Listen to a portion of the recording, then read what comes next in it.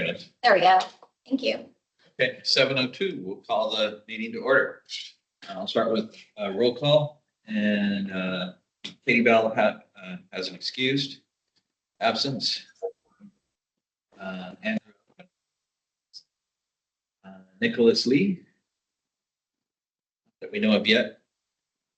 David Liu here. Tim Motley. See him? Yeah. Brenda Spears. Here. Marlene Wax. Here. Actually, sorry, I should know by 2 years now. Paul Adair here. Mary Stevens. Maybe coming. Martha Ginther. And Ryan Olson here. That's everybody. Did I forget anybody? Okay, then for approval of minutes, I wasn't here, so I have to abstain, but anybody have any questions or concerns about the last month's meeting minutes? Okay, with that, we'll approve them. And now it's time for public comments. You're off with public comment or just sit in? No, just. Okay. This should be your moment. Thanks. Do we have anybody online? We don't have anyone online for public comment. Hey, we are flying through 12 minutes ahead now. Regular business, the park system plan update, which is, I think, going to be presented by Robin. For you? Oh, really? Wow. That was fast. Yeah. Very fast.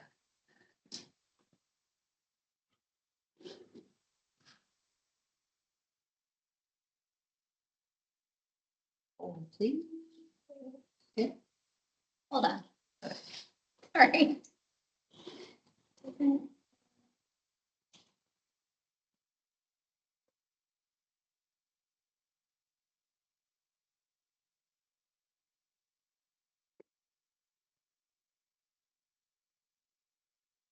Sorry. Technical fun.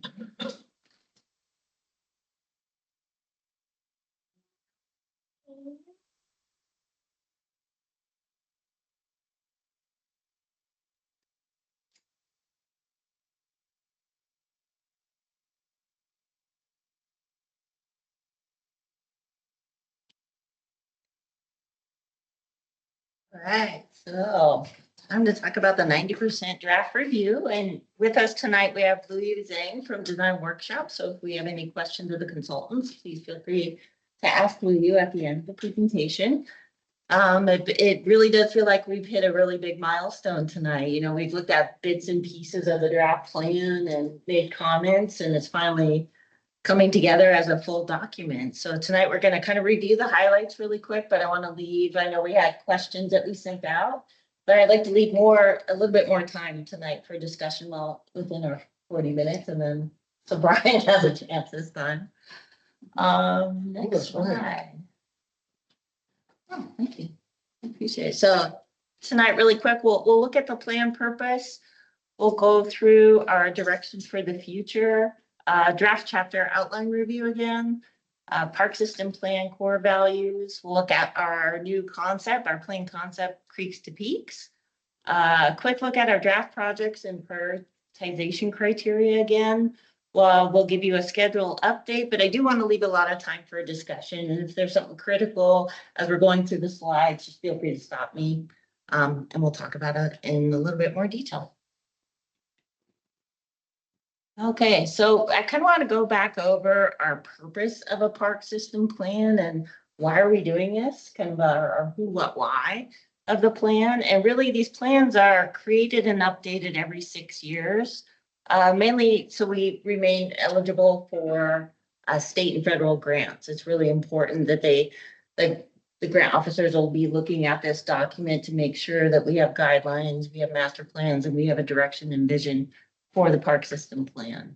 Also, at the same time, we're doing our goals and policies, which are part of the comprehensive plan element. There's a park and recreation element.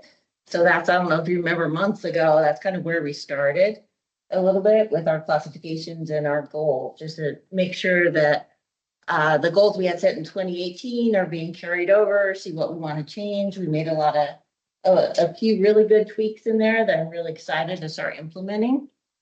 It's also, this is a really good check with the community.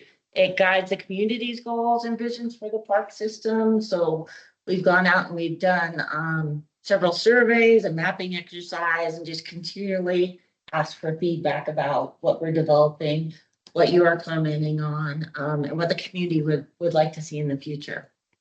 It also establishes a level of service for the park system, establishes how the park system is functioning right now and how we want to function in the future, and trying to see what the community needs are coming up.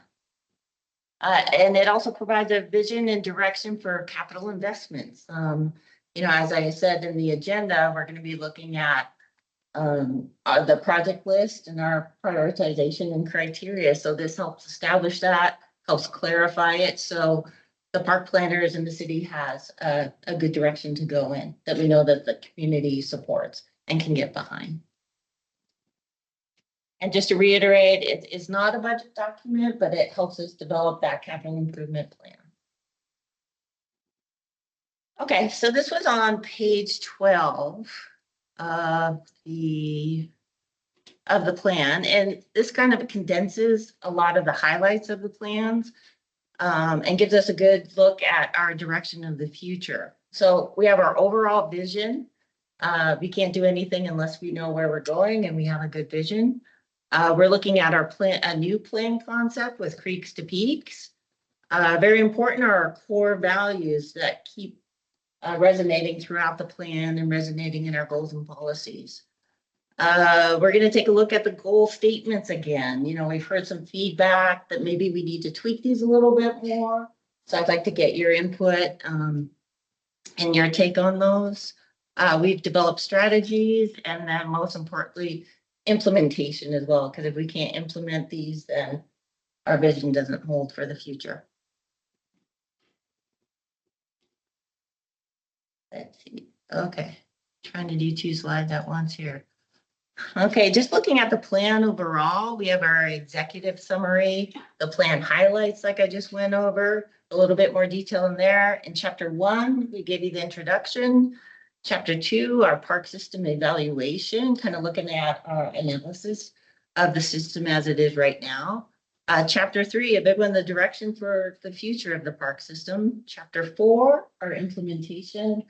And then the appendices after that, which, kind of reiterates all our community engagement, what we've done so far, and gives you more detail. But we really want to dig in tonight into the core system plan, the park system plan core values. And again, this is one that I'll go through each one and kind of give a little bit more detail. We've heard that some people don't understand some of these or don't understand how they are reflected in a park system or in a park itself. So please feel free to jump in. If you see something that needs to be tweaked, just let us know. So, Robin, I'm going to pause you. Yeah. Tim, you have a question? Oh, Tim. Yeah, thank you. Since you were just touching on it, one of the notes I had made from the slide deck that we were sent was could you go back one slide? Yeah, on the slide deck we were sent, when I went through it, I did not see an executive summary, and it just made the graph on page 9, which has the whole outline and arrows pointing everywhere. And it was hard to figure out what that meant without some kind of executive summary. But here you're showing an executive summary. And did I miss it, or was it not in the deck that we were sent? I believe it's still in process after we get our final sort of feedback on the main 4 chapters. That's going to be written. So it's not in the draft document that you all have currently. Is that correct, Lu? Not exactly. I think Anna, maybe you can speak about that. Oh, sure. Sorry. The plan, yeah, either you or I can. The plan highlights are the executive summary. I think this was mislabeled on this slide, but the plan highlights are basically that. Plus, you have an introduction that will be from the mayor, or at the beginning that will be added later. So that's accurate. You didn't see it in the document itself because it's been titled Plan Highlights. Okay, I can understand that. I just would like to suggest that as I went into it, and I obviously have some familiarity with it, I think it's page 9. There's the map showing all the arrows and the pointing and the circles, and it lacks context because as I came to this, I was like, wait, what is all this? And I think it needs to have some kind of summary that says, hey, this is what, this is the overarching goal, or this is the vision. It just hitting that without, once I went all the way through the 100 pages and I came back, it's like, okay, I get it. But where it's positioned, I think is confusing to a first time reviewer of the document because it lacks context. And I was thinking an executive summary would be a good way to sort of introduce this without just sticking all these diagrams up there. Just my 2 cents worth. Thought I'd share it. Yep, that's fair. Thank you. Thanks. Oh, that's great. Thanks, Tim.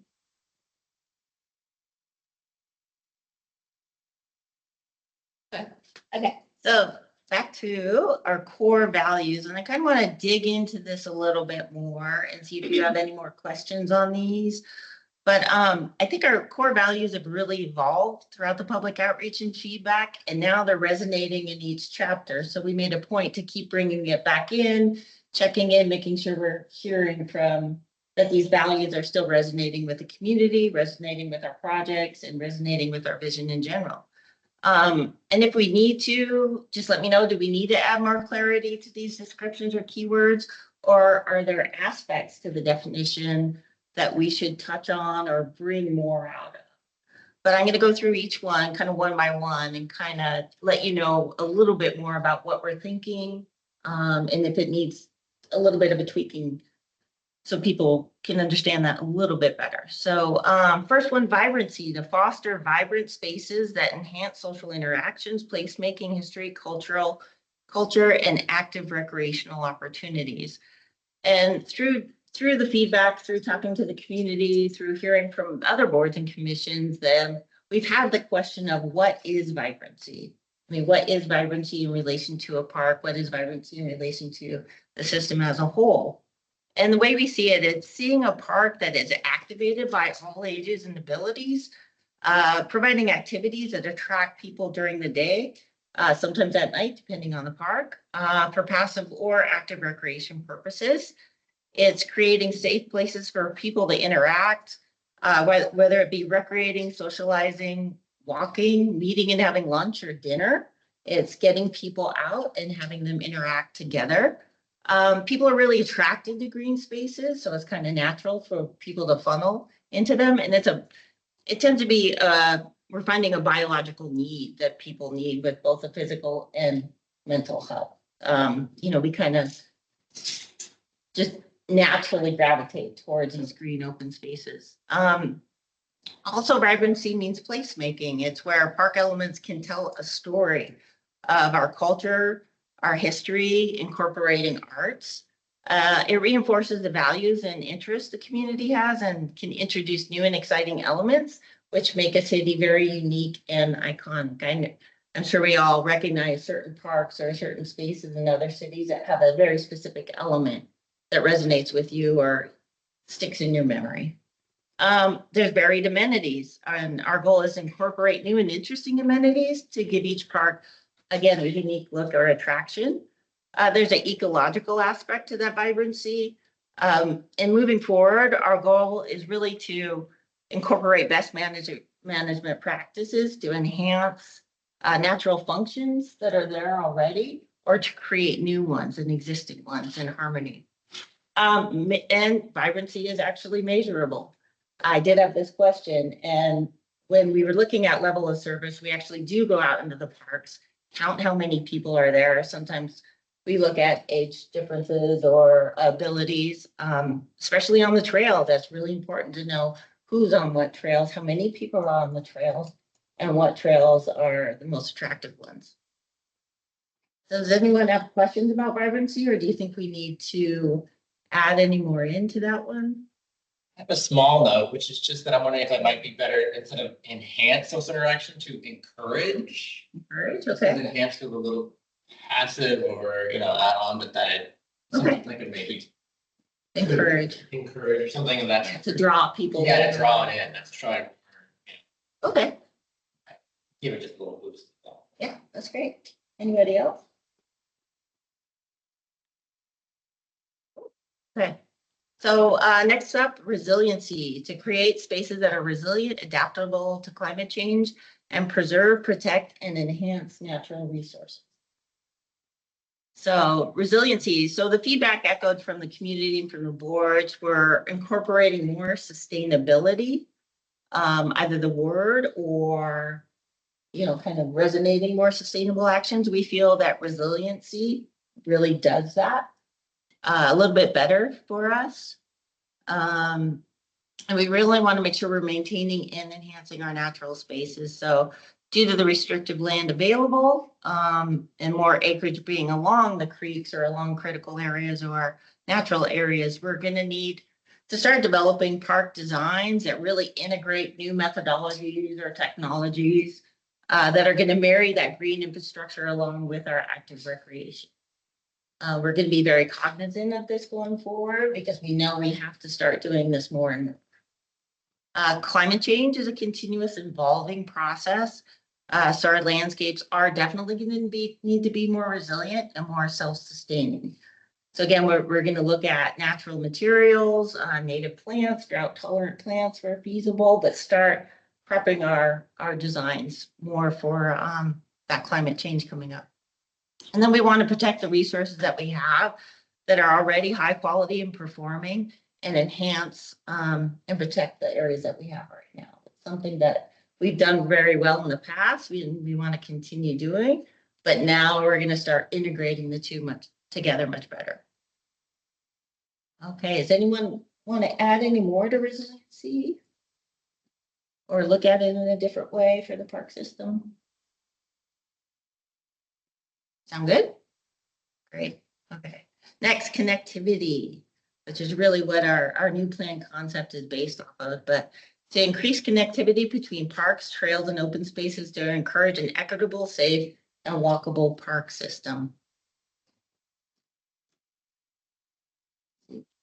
So as a community, we know we appreciate and embrace the fact that we can walk or bike throughout the city, and we want to reduce our carbon footprint where possible. So our goal is to make it even easier to get out into the park spaces and our open spaces and make sure the system is well connected, either through trails, through multimodal paths. We know we're going to have to use sidewalks.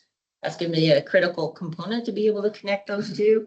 And then start developing those greenways to also connect those green spaces together. We know it's important for habitats, migration, and wildlife to be able to have that connectivity as well. And we'll get more into connectivity and creeks to peaks, but any questions or any additions for connectivity?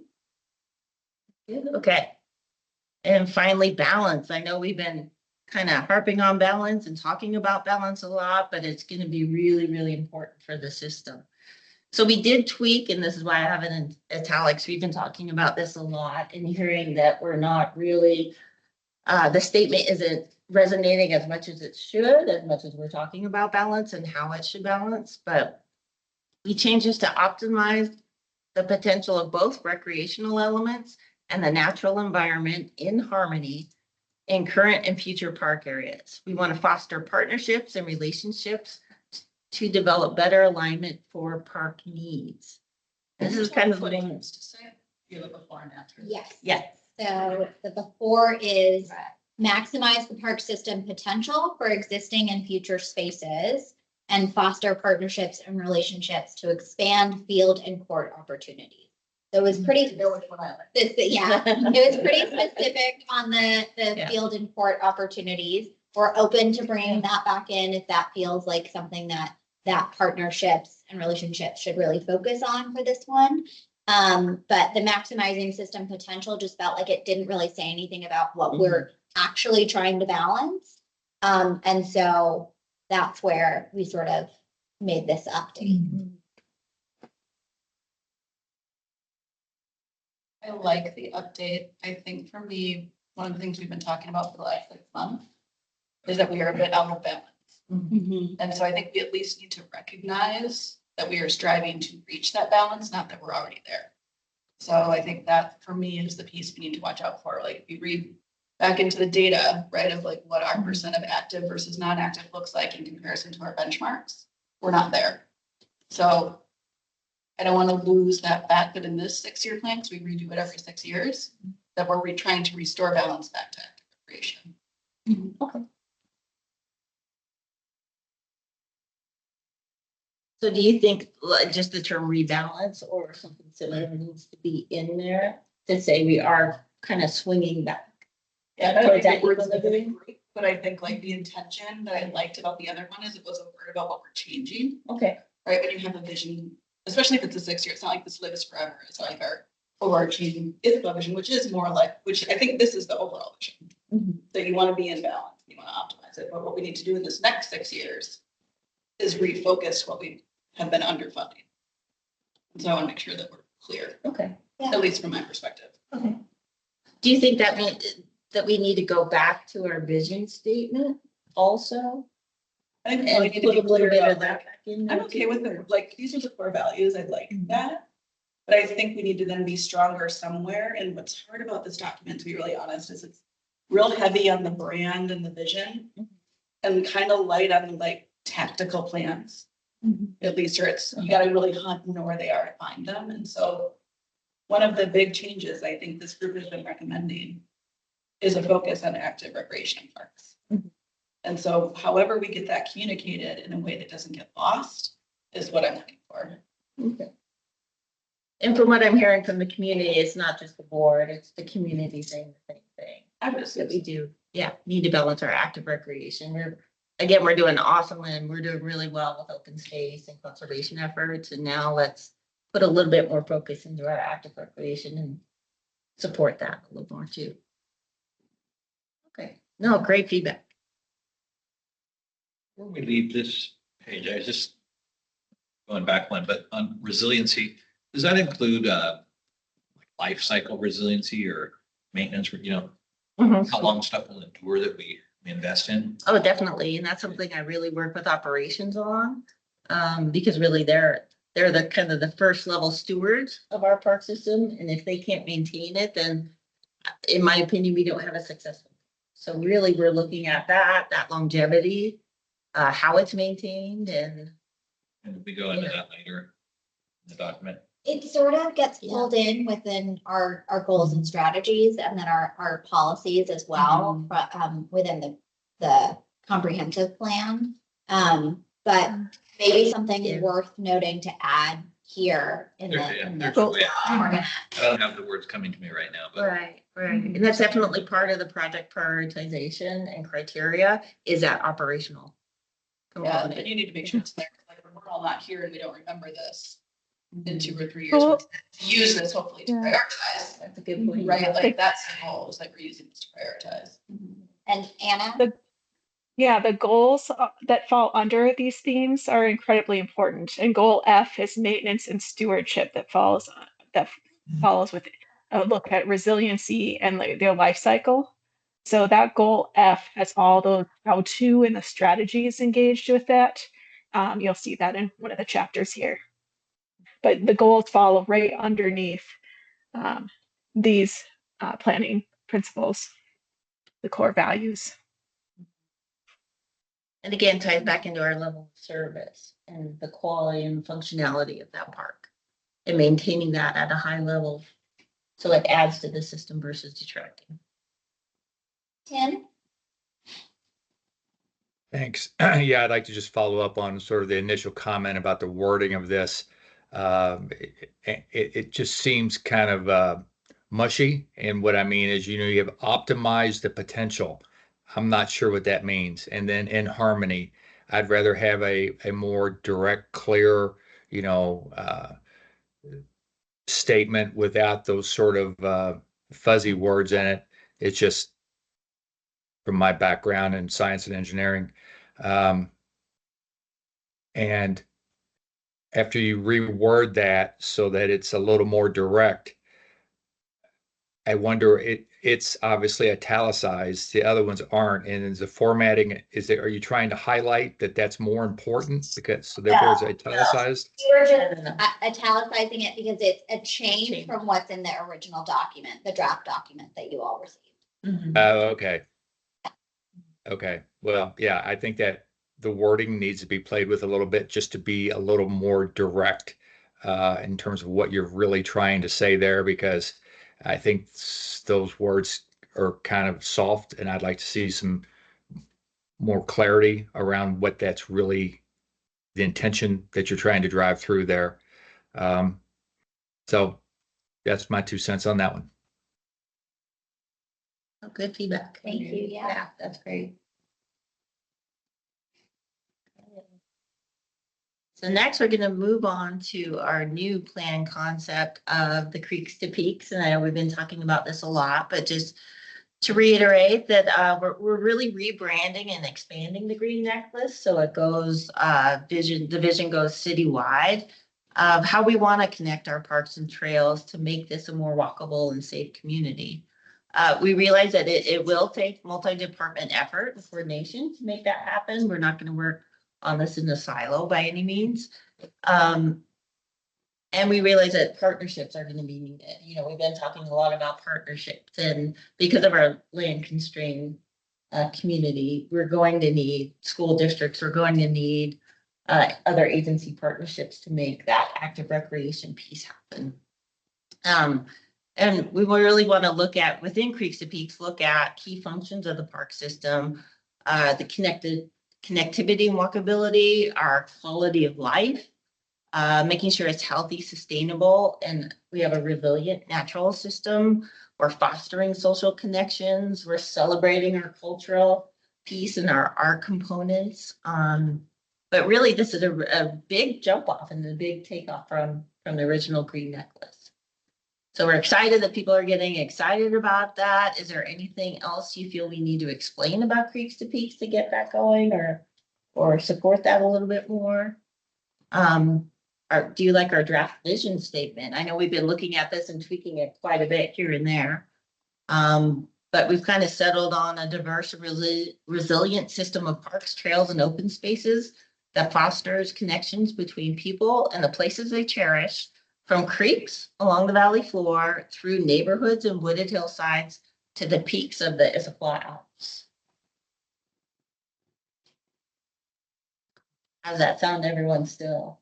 I just have a quick question. So the park system itself is already made up of parks, trails, and open space.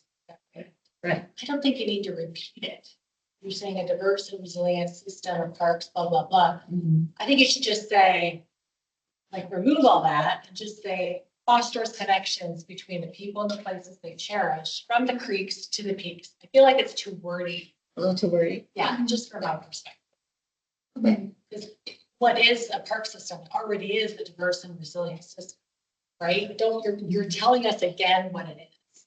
We don't need to know that, right? I just feel like it just get, I'm like mumbled. It's like too much for me. So, you know what I mean? Okay. Maybe just try to make it a little crisper. Crisper. I don't know. Kind of going back to what Tim was saying about our statement for balance, just a little bit more direct and upfront. Yeah. Okay. Fair. No, Yeah, the only that's great. comment I might add to that is sometimes we do get asked sometimes what all counts in parks. And sometimes people forget that open spaces are part of the park system. So that's just something to think about as we're communicating. Not everybody thinks of those things as part of the parks purview. And really for this, it's recreation is a huge part of the park system, but really we're focused on the parks, the trails, and open spaces, not necessarily the recreation with this plan. Not that it's not coming, it's coming, but. It's right. In my mind, it's almost like everything, you know? Yeah. Okay. No, good feedback. That's great. Okay. And next, I know one of our last meetings, we really dug into our draft projects, both our near, mid, and long-term projects, and looked at the prioritization criteria and those 8 criteria. Is there anything, I know we went over those before, and we do have number 6, operational maintenance and longevity as part of that criteria. And we ran every single project through these 8 criteria, and that's how we came up with our initial list. One thing, feedback that we did hear last time is fewer projects, larger projects, but finish those projects. So that's definitely a goal Julie and I and the team are striving for right now and moving as fast as we can. But is there anything in those projects or in that criteria that you feel we need to change or revisit or look at one more time? And again, this just helps us develop our 2-year CIP plan, our 6-year CIP plan, but really it's intended to be a 20-year outlook. So we can really start looking at the system more holistically and start setting pieces in place. Gives us a good vision, a good sort of master plan for us to look at. Okay. Great. So we just want to update you on the timeline. We are in late July already. Time is flying pretty fast. I believe public comment closes tomorrow. Okay. And we'll hear back from the boards by the 31st, all the boards.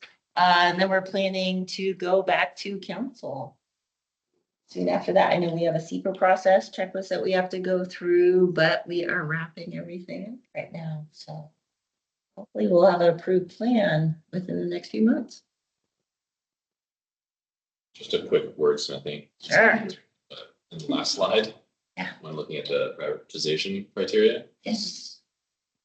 Number 3, I think it should be balance within vibrancy and connectivity, because if we say balance of, you're comparing vibrancy and connectivity against each other. Does that make sense? Or am I just crazy? You're not No. crazy. That makes sense. That does make sense. Because, yeah, Right. it's not a choice. It's Right. not an either or. Right. We initially had resiliency in there, but we thought that was so I get important it. that needed to come out. But yeah, no. When I good first read point. it, I was like, Balance within, yeah. Oh, thank you. We look at these so long that it's just like the little details get lost after. Right. Okay. So I know we sent out these questions ahead of time, but we really like to get your take on what plan, goal, or policy are you excited to implement in the future? Are there tools in the plan that will help you as a board in your future or your work? And is there anything that needs to be changed in the plan for you to make a recommendation for adoption? I'll open it up to everybody for discussion. We can also sort of rewind, and if there are larger comments or questions you have about the plan document as it currently stands, we're here. We have our consultants online as well to help answer any clarifying questions, and take any of your feedback. And if you do have, any wordsmithing things, we can totally make note of them. But if there's, more, we're happy to take that by email as well for the next couple days. I'll put that up. Let's tackle the first one. Are there plan goals or policies that you seem excited to implement in the future? Or what are you most excited about?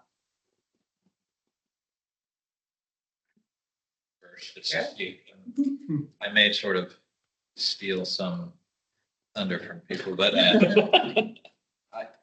from my perspective, the overall plan, I can appreciate that it has the flexible and sort of softer language in there, because it's got to have a lot of room for something that is going to happen in the future, and we don't know what the conditions are going to be.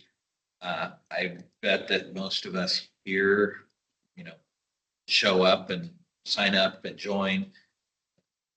Part of that, the one slide, let's see, on the agenda, it's slide 7, and it's the picture of the couple with the kid in the swing. But the 4th bullet says, provides vision and direction for capital investment and budget decisions on projects for the next 6 years. That's the most exciting thing for me, is to see what we can manage to afford and, motivate and spur on, and then hopefully have accomplished in our terms. So that's really the most exciting part to me, that one bullet item. The execution arm. See it happen. We're excited too. Yeah. Well, knowing that this is also a 20-year vision Yeah. and not our, 6-year CIP, it's not our 2-year budget, it's not an actual budget capital project, but it's helping us get to that vision. It's that funnel that we've been talking about of bringing it down to those levels. So, yeah, we're with you on that one. I just have a positive comment that I'm excited as a new person here. It's like, I just moved to this town with that seeing that this is what the town is wanting and where it wants to go. Like, I wanted a walkable, vibrant, very social community is what I came here for. And so that is, I'm seeing that in this document, and it's making me excited and happy to have moved here. So that's what I say. So I like what I'm seeing in this, obviously. There's a lot here, a lot to digest, but the overall vision is very positive for me as a newcomer. Okay. The one thing I see about it that I think is supporting the city, and I really want to push as hard as we can, is preserve and protect and enhance natural resources. I actually wondered as I read through it, and I didn't, because it was at the end, should we talk more about what we're doing for our streams and our trees? How are we doing it? That is a big, to me, the biggest parts of the park system. No, that's good. Yeah. Yeah. I can speak to that a little bit. Some of that will be covered within our urban forest management plan, that Dan Hintz presented at the last meeting. So these two documents are really living together with each other. So some of that level of detail is definitely in that document, but there might be room here to sort of speak to that a little bit more. One in the big plan, like on page 33, right? Like that's where you hit pretty hard the different climate change, wildlife habitat. So I'd be curious if there's more that we think we need to add to that component, or do you feel like that is hitting strong? I actually, that's what brought it to my mind. And yes, I think it's adequate. You think it's okay? We're talking about what makes you most excited, and I want to push that. That is, to me, what parks and trails are about. Oh, that's great. Yeah. That's a big part of the community.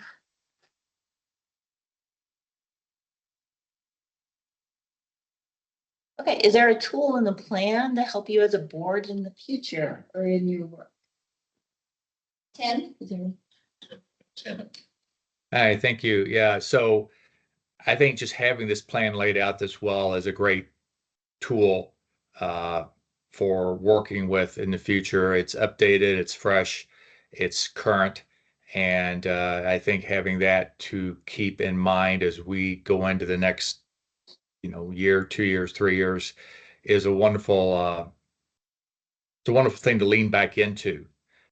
So I appreciate how much effort's gone into sort of laying out this vision and bringing in all the information and all the integration. But I'd also like to echo the first comment about what really gets me excited is the fact is breaking ground, making changes, seeing actual implementation of the plan.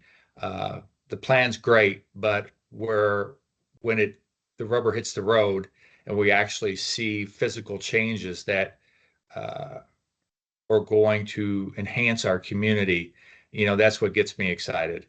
So, like I said, overall, I think just this whole tool is a great foundation for the board, and I look forward to working with it in the future. And I have one minor comment I'd like to just put out there. There's an acronym in the slides that we were sent, NGPE, and it's in there multiple times. I don't know what it means, and as far as I could tell, it's not defined anywhere in the document. So you might want to go back in and define that at some point because it's in there multiple times. Yeah, Ish. that's it for now. Thanks. It should be in the overview page, in the first chapter. I can find out later, but Okay. And it's Native growth Native growth protection native growth protection easement easement. Easement. It's easement to the land that is encumbered to remain native perpetuity. So both a spelling out of what it is and a definition. For all of us, I mean, I don't need. yeah, it's in the plan, page 21. In the park Yeah, I system searched the overview. document for it and I couldn't find a definition, but maybe it is there. Oh, but that's good. That's good. We should probably add that in. That's a key component of our open space. Okay. Real quick, if you can, just flip to page 13 of the draft document. The document itself, yeah, give me 1 second. 13 on the PDF or 13, like, Which, which 13, like it's. Yeah, there's 2 different. sorry, the one with the funnel, put it that Yeah. way. Sure. Implementation page. Yeah.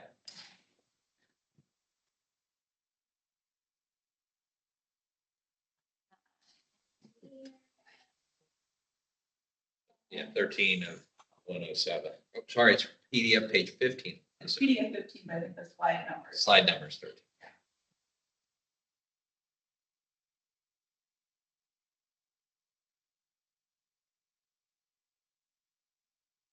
The only reason why I wanted to bring this up is because, like I suggested, I think all of us are here really eager to work in that green area.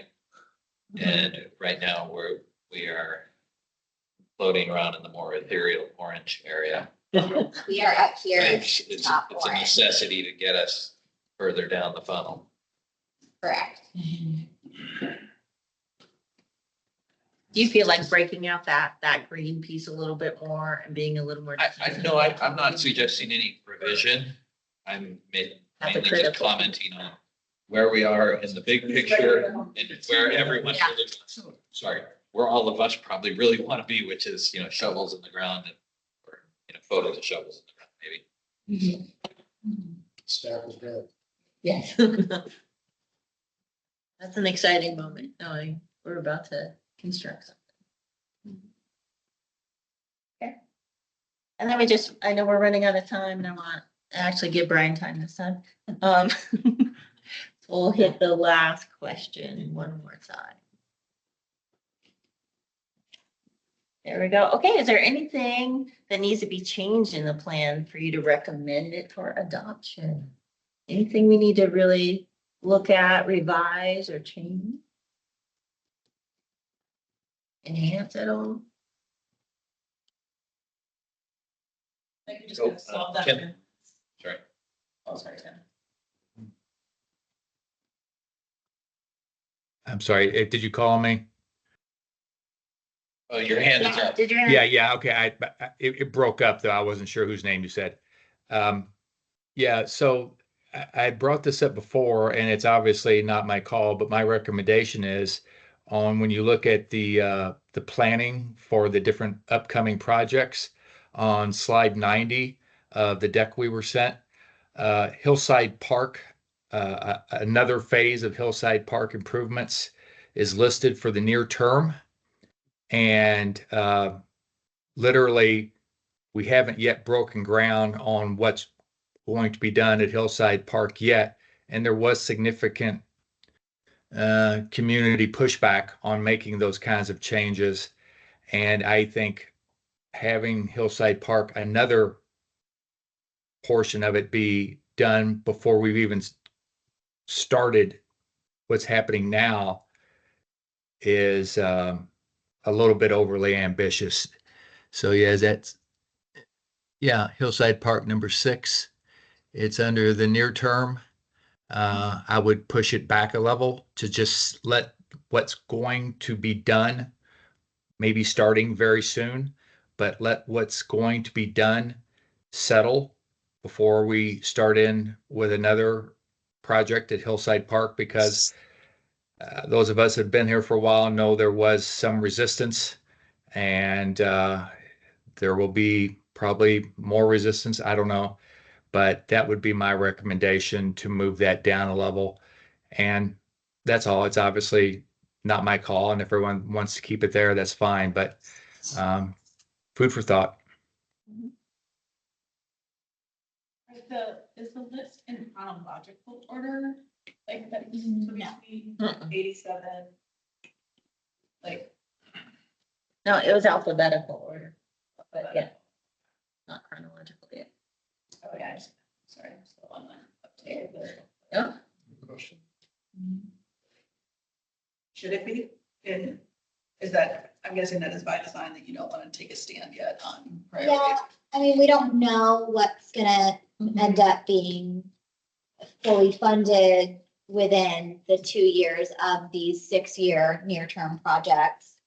What might end up being, you know, more doable in that time frame, which is why it's a 1 to 6 year sort of project, not specific. And that's kind of why we added that complexity component too. We know some of the longer term projects really need to start in the near term to get them moving and get them through the feasibility and analysis. You guys know that I always feel like we put too many things on this list. And are we not gonna be able to prioritize, is it 10 things in the near term? Or you're gonna be like, oh no, it's too complicated, let's kick that one. So that's what I'm worried about, to be totally honest with you. I think that's part of why we did bump Tibbetts up to near term. That's a huge part of the community feedback, and we've heard that over and over, that people would like to see Tibbetts, the master plan finished up or re-envisioned. And again, that's a high complexity project, so that's why we do want to put that up in near term and get that started as soon as possible, or as soon as it's funded. I'm just, can we do 10 in the near term? My question. Good point. You guys know your bandwidth, but 10 feels like a lot to me in the near term. Hi, everyone. Sorry, I'm a little bit late, missed the presentation. Just came back from city council meeting. Really good discussion. Great question, Marlene. I would say in a best case scenario, yes, 10 or 11 is doable in the near term. I think practically and understanding, it might be really hard to get to all of these in 6 years, especially completing them. As Robin said, there's a degree of complexity with these, but I want to harken back to the 2018 plan, and sorry I missed this conversation. And if you want to know how this is used as a tool, please take the time and look at that page where we list the 2018 accomplishments. Because I think what you'll see in that is a lot got done. And as we prioritize near, mid, and long term, it's not as if, okay, these near-term projects are the only thing we're going to work on, but it really becomes a guidepost for us to begin prioritizing that 6-year capital improvement plan, knowing that there are things we don't fully understand yet as we go into these projects. Will they be the ones that, if whatever that near-term list is that is recommended, will become our sort of primary targets for the near term? Yes, absolutely. I would say 10 is more doable if we were very intentional. The 2018 plan had more in the near term than this one does. So trying to, I think, be practical and pragmatic, but and respond to the community, right? This is based upon a lot of community feedback. We have a diverse community that wants a diverse set of things within the park system. And so we're trying to communicate a lot in this near term, midterm, long-term list that isn't necessarily just what can we get done and not get done. Actually, it's 11 plus 3 that aren't numbered. So you guys are tricky. Yeah. Page 89 on the slide deck. Oh, is that the operational? Yeah, there's the Issaquah School District field collaboration the first location, and Mountain Sound. Mountains of Sound, Green Bay, yeah. Yeah. So those don't have specific locations, which is why they're not numbered, because the numbers actually correspond to the map that's earlier in the plan document, so they don't have a number because there's not a place for them on the map, not because they're not a numbered project. So I'm gonna do 14. Yeah. This is the 2018 plan accomplishments.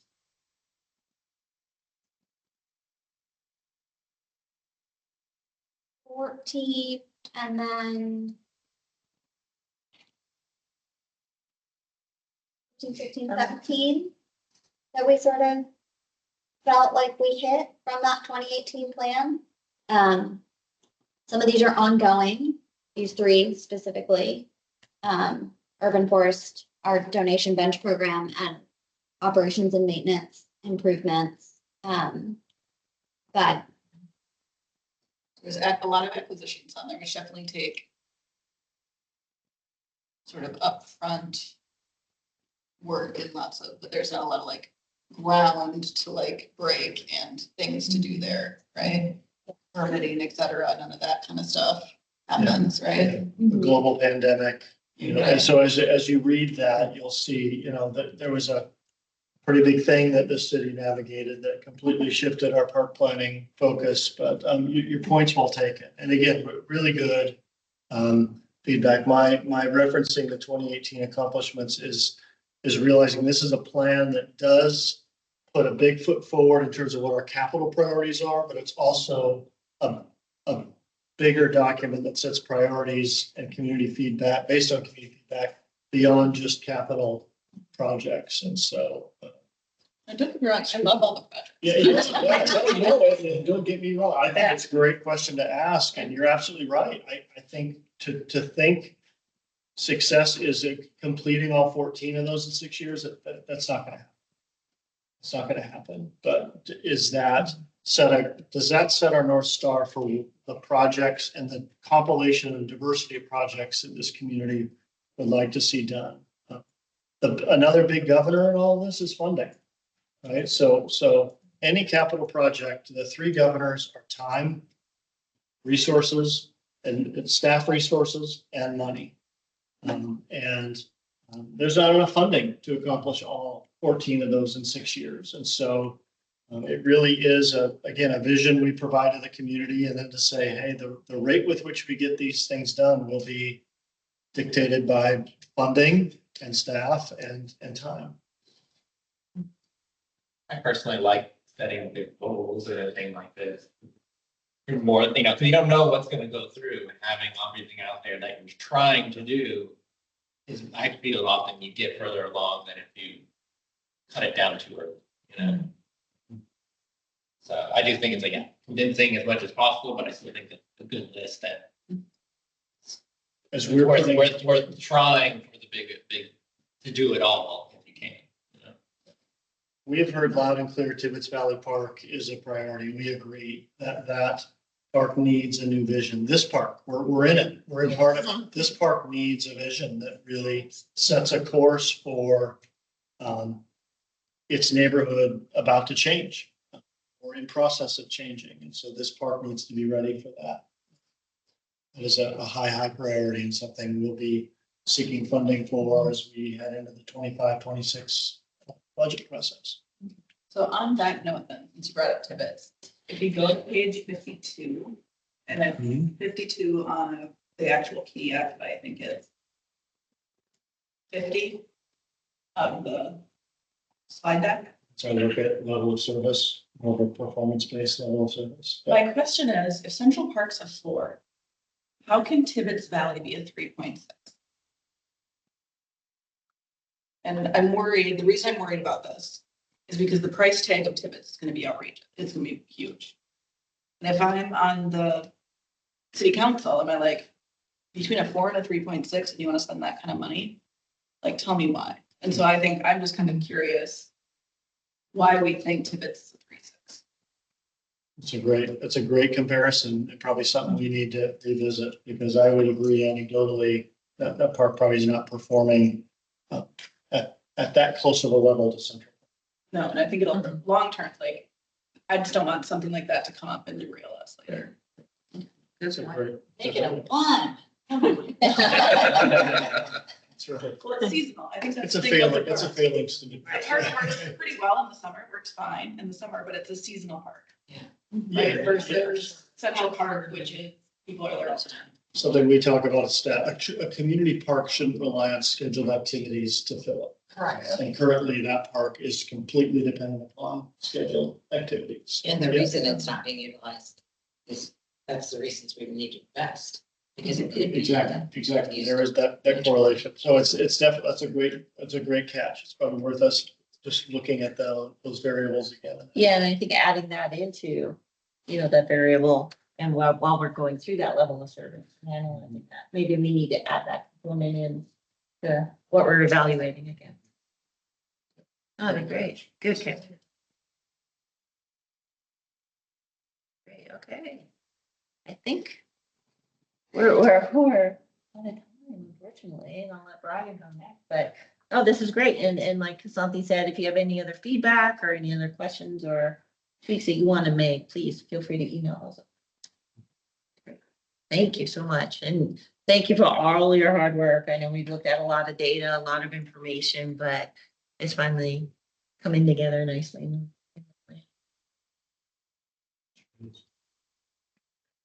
Great work, you guys, thank you. Thank you. A lot. We're still on schedule. Yeah. We're doing fine. Oh, yeah, Chris just keeps the schedule down. Yeah. We're good. We're good. Well, usually we just. Yeah, Everything in the last 3 minutes. That's true. So next item on the agenda is enhancing recreation programs. Is that right? Yes. Right. Sorry, I saw it presented by Jeff Watling, but then I knew it was a Brian's. This is mostly Brian. I'll tee it up, but let the real recreation expert speak to this. So good evening. Thanks for letting us bring this before you. We know we've missed a quarterly report for our recreation team. They've been doing amazing work. We thought we'd take advantage of a sort of a time opportunity here to give you an update on recreation. A little context to this presentation. Brian and I are giving this presentation to the City Council Committee, the Services, Safety and Parks Committee tomorrow night. The reason we're doing that is one of every year within our citywide work plan, the mayor identifies sort of her top 5 or 6 work plan items. And one of those top items that she identified this year was this topic of enhancing recreation programs. And knowing, if you look at sort of even before the pandemic, but really after the pandemic, the recreation team has been doing a lot of review. How do we offer things? What do we offer? And how are we constantly on this journey of enhancing rec programs? And so what you're going to hear tonight is really an overview of that. Pardon some of the slides. You might see some of the questions posed are framed as if, because they are going to city council members. Maybe an opportunity as you're hearing this and sort of seeing this practice run, you see how we really pose questions to council. We did this a very similar update last month when we took the park system plan update to council committee. So this won't be an item we're asking action for tonight with you. It's not an action item that we're necessarily asking council for, but there is a set of questions. We'd love your feedback on it. Just, is this presentation clear? What's the sense you're getting? We did a big recreation survey this past summer and starting to dive into some of the data with this feedback, but happy to provide all of that survey info to all of you as well. So with that intro, next slide. Is this one go forward? Yeah, that one goes forward. Do you want me to do it for you? Also, I can just do What do I have to it. put My computer. Oh, I have put it. I'll just do it. Here. Wow, I figured, I was assuming user error, but. Awesome. So as Parks Community Services Department, I think you've heard me share this a couple of times. We do a lot of things, but it really boils down to 2 core values and 2 core purposes that drive our entire department. And that's we invest in places We're the stewards of Issaquah's parks, trails, and open spaces, just like we talked about with the system plan, as well as 4 very unique recreation facilities. And then we invest in people. So it's really that essence of places and people that drive what we do. The recreation team, as you're here tonight, are the managers of those 4 recreation buildings, the community center, the pool, the senior center, and the Pickering Barn. And so much of what the recreation team does is really focused on people and the programs and services that they provide. Pretty amazing team. I'm going to turn it over to Brian to sort of talk through this journey we've been on this year, but also the last couple of years. So take it away, Brian. Yeah, thank you. Yeah, for those who don't know me, I'm Brian Bergson with the Parks and Services Department. I'm Recreation Manager. So I work with the teams like Jeff said, the community center, pool, senior center, and Pickering Barn, and the athletic and battlefield rental. And for the record, I was here for a quarterly update. You might remind me, I'm sitting here, but I ran out of time. I didn't get time to put my presentation. I had my presentation ready. We didn't get time. I ran out of time. That's my. So I'm like, yes, that's what it was. I was sitting here like, wait a second, I feel like I was here. That's why I kept But I didn't thinking present, yes. That was awesome. So thank you for that reminder. That was funny. If you go to the next slide, please, really quickly, that'd be great. Thank you. The purpose of tonight's presentation is to provide an update and seek input from the park board, switch to the Services and Safety Committee on that one, on the framework and key elements of the 2024 Work Plan Initiative of enhancing recreation programs. We can go to the next slide. Tonight, we'll be presenting a lot of information. And what we'll be asking from you is feedback on 2 primary questions. Those 2 questions are, is there any additional feedback for staff to consider while conducting further internal review and gathering resident input about city recreation programs and services?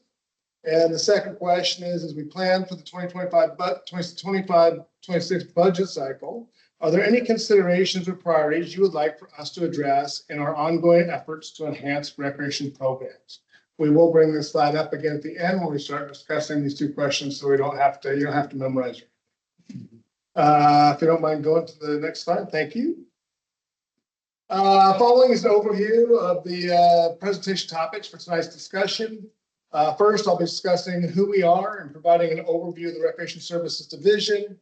Then I'll be providing a brief overview of modifications made to our operational procedures. I'm also going to share some of the changes and enhancements we've recently made to some of our programs. Next, we'll spend some time looking at our community outreach and survey results. Finally, we'll talk about our steps moving forward.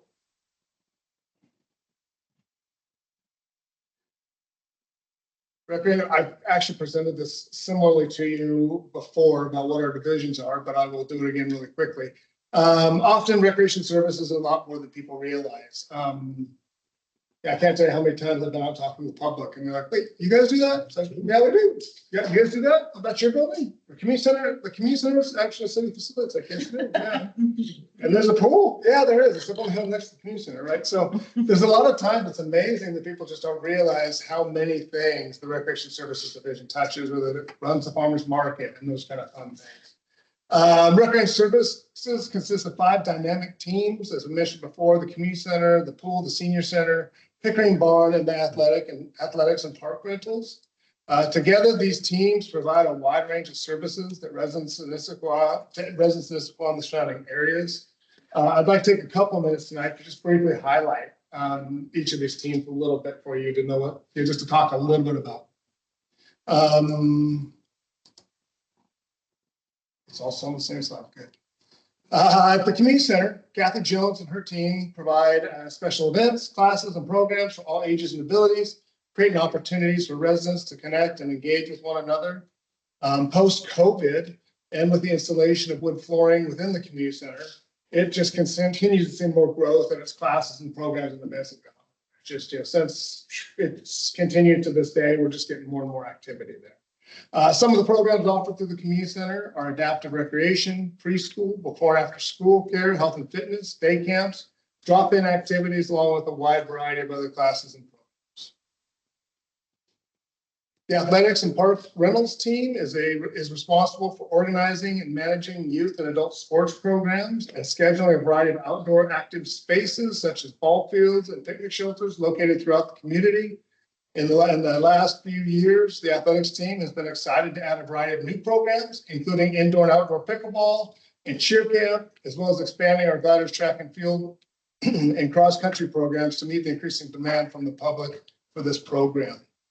And we're kind of touching into that piece we talked about earlier, right? We're the active pieces of the parks, and we use them a lot. And as Ron said, I would always love more spaces to program with. Jared and his team promote physical health, teamwork, and social interaction among participants of all ages and stages within our community.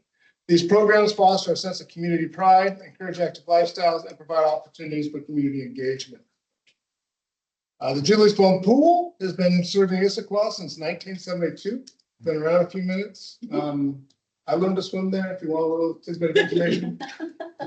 I'm an exceptional swimmer. You don't want to see me swim. Zach Leeson and the aquatics team provide swim lessons and trainings, as well as supporting 6 high school swim teams and 2 private swim teams for their swim practices and meets.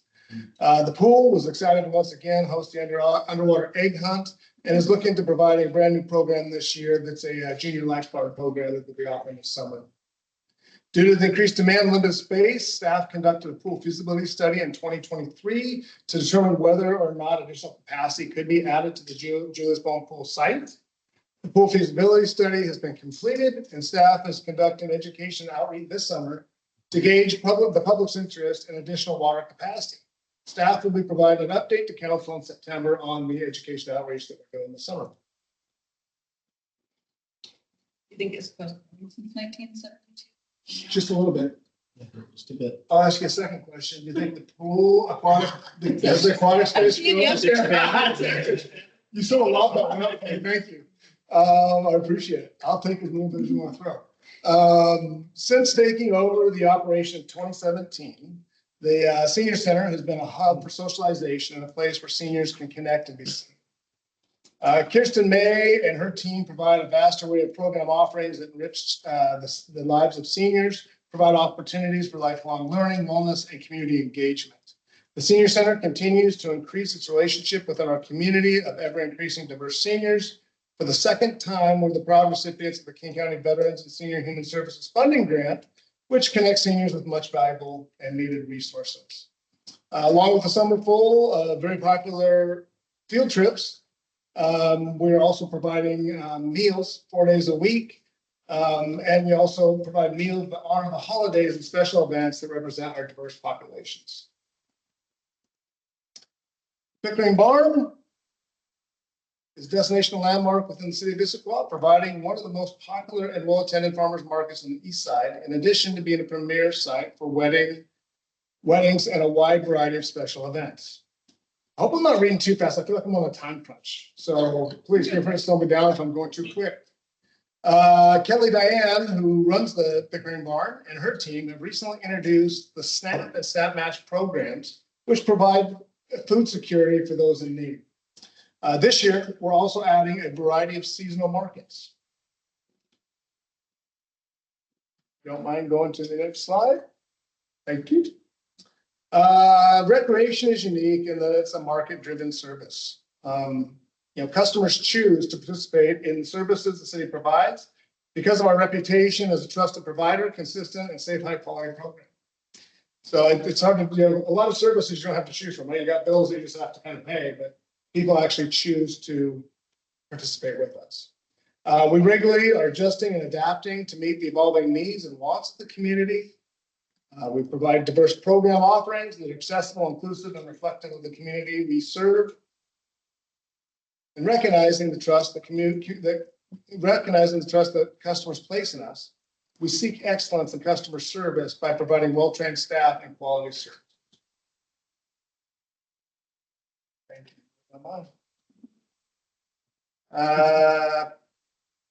Part of the work in enhancing recreation programs has been looking at our operation to see where modifications can be made to enhance efficiency, reduce costs, and improve overall performance of customer service by identifying and addressing inefficiencies and outdated processes.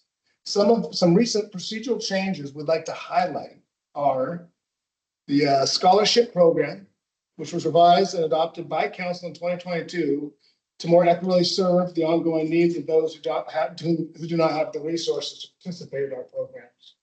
As we continue to share this program with the community, we recently enhanced the scholarship program, making it more accessible and user-friendly for a wider variety of program participants. We have an adaptive recreation coordinator that took a look at it and in dealing with the adaptive populations, realized there were some barriers that population was having in reading and understanding and filling out our forms. So we did a little bit of a revamp on it to make it more user-friendly, had a little bit of a test group that we worked with to say, hey, what would make this more ready? So we adjusted that form to make it, it's still not super simple, but it's simpler than it was. So we're continuing to make improvements there. This spring, along with input from the equity board, we implemented priority registration for some of our more popular programs, allowing residents of Issaquah to register prior to the program opening to the public. This year, priority registration was implemented with both summer camps and swim lessons. Community feedback reinforces that we continue to have a supply and demand challenge and that there is a need for increasing capacity within these programs. The priority registration helped, but we still have more work to do to meet the high demand of this popular program. So we made some gains, but there's still work to be done. This year, staff is reviewing the rental spaces and gathering data on usage patterns, pricing, rental policies and procedures, best practices, and community needs. Following this work, staff will identify areas for improvement and revise the facility rental process and forms to reflect the lessons learned.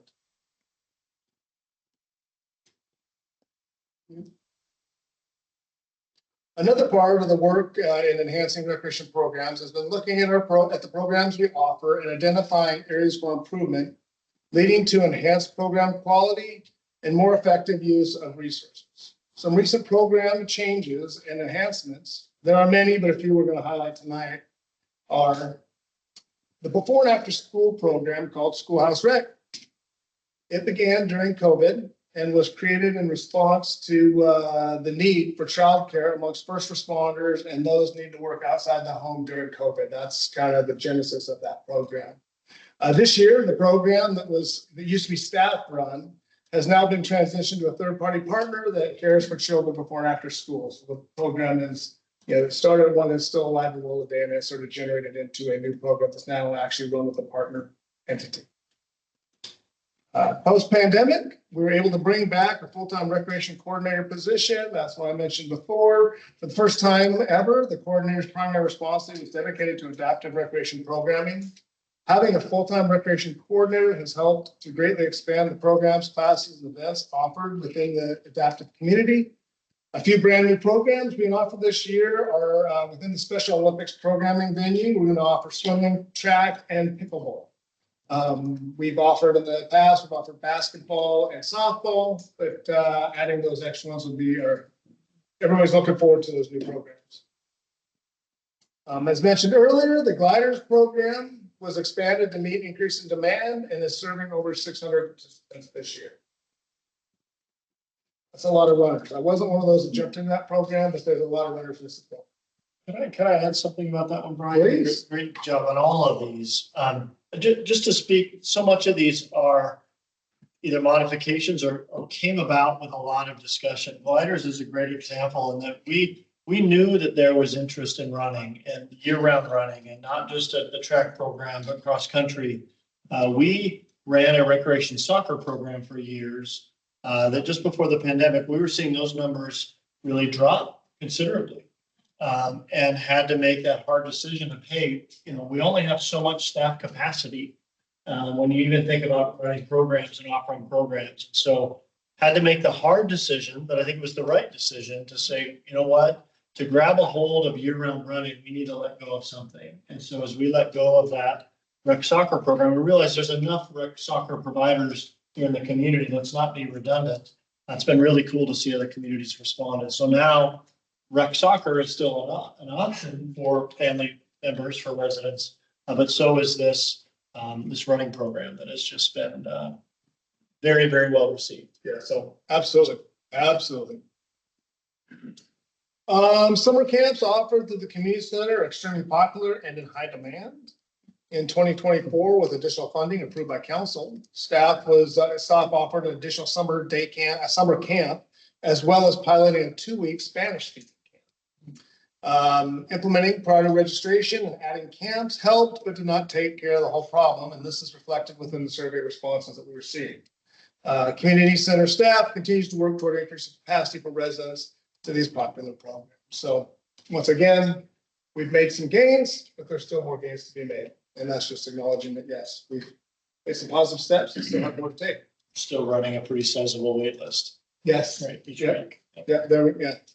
Speaking of sizable wait lists, Yeah. another program that's very popular and in high demand is our swim lesson program. Same way.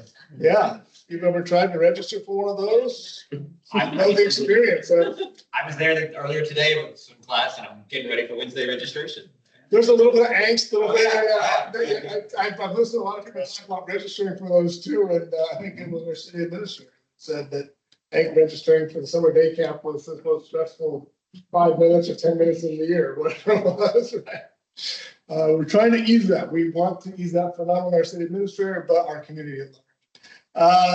So in 2024, staff increased capacity by offering more swim lesson classes, along with increasing the capacity within the classes being offered.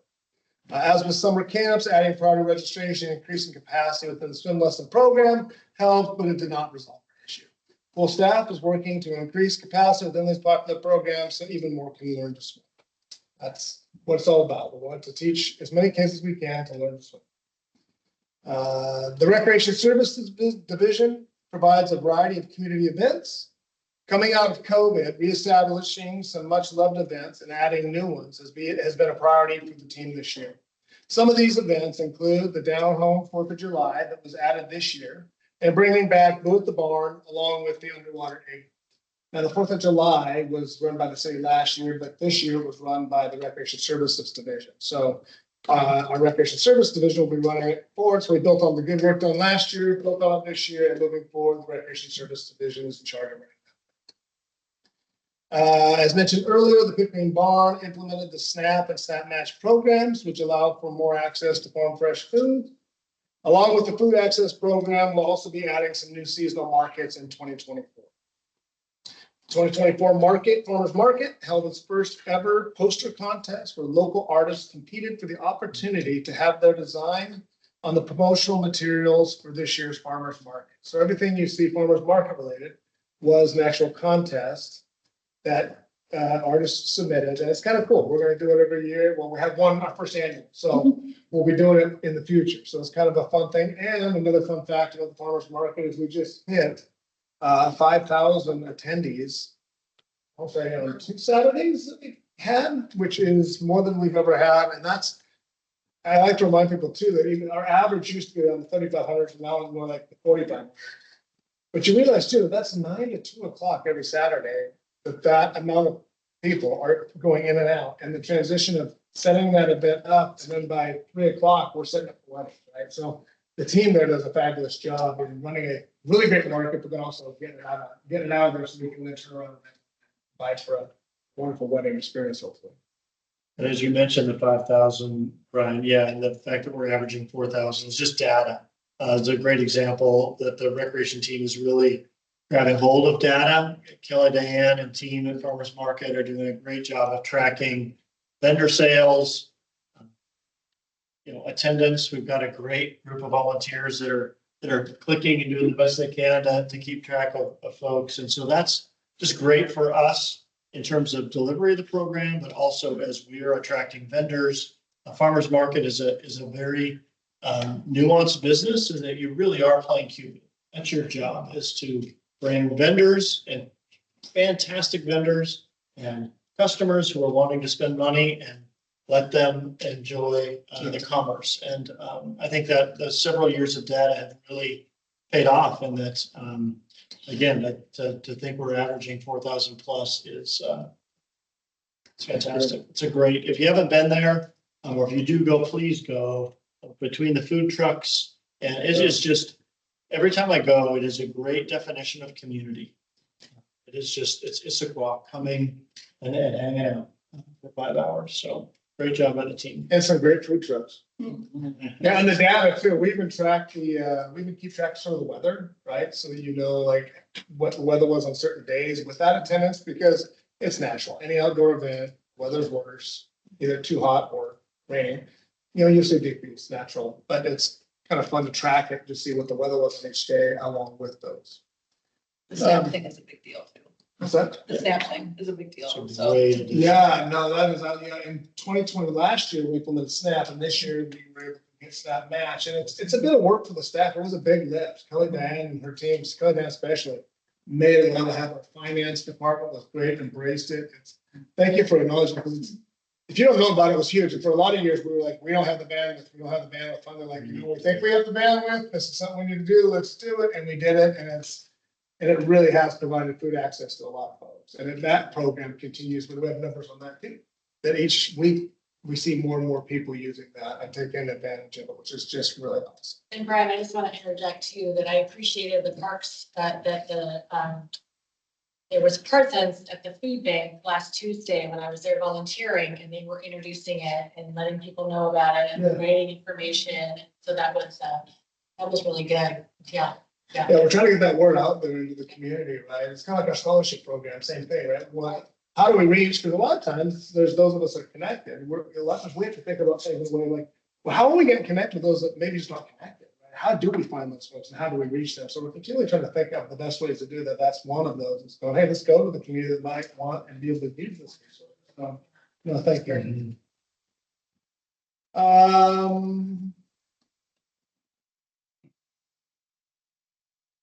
She's kind of talking about anything else. Got a spot. Pool feasibility. Pool feasibility, yes, thank you. You're welcome. Thank you, Sally. No problem. In 2023, staff conducted a pool feasibility study that confirmed there is a strong desire for additional pool space within our community. In 2024, staff is conducting education and outreach to the community to explore the community's interest in the potential for increased capacity on the existing pool site. As part of the work to enhance recreation programs, staff conducted a community survey from the end, this is the community survey, from the end of May through June 21st. The survey received 818 responses and provided valuable data and feedback. So 818, I think we were thinking, hey, we'd be doing really well if we got on 400 or 500, and we hit the 800 mark. I was pretty happy with that. Tonight, we'll be providing a quick high-level overview of some of that information that we received.